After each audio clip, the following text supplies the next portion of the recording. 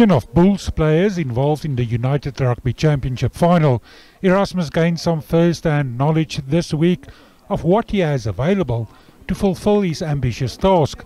His big goal is another World Cup victory in 2027, and he wants players in that squad with enough experience. If you look too far ahead, you forget about the present. So, no, we want to try to win all the games. Well, go with the mindset of trying to win all the games. That's not being arrogant, and that's the mindset we want to go in with. But for sure, we're not going to use only 25, 27 players this year. The plan is to really broaden not just squad depth, also experience. Not to just guys just 1 and 2 caps. So when we get to the next World Cup, hopefully we don't have lots of players under 15 caps. That would be ideal. The first challenge is against the Barbarians in Cape Town on the 28th of this month. There's not a lot of analysis that we can do on them, so I guess we'll focus a lot on ourselves for that game.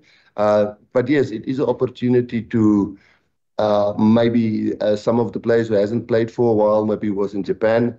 I probably think there won't be a lot of Bulls players in that specific game, just because the Bulls will only arrive next week Tuesday with us, and then to get a few of the other guys who maybe hasn't played for the Springboks, not a test, but hasn't played for the Springboks, get a few of them in, but also make sure that the team is good enough that you don't get a pak slaag in your first game against a quality team. After the Barbarians, the Springboks will take on Italy and Georgia in July. Harry Olivier, SABC News, Johannesburg.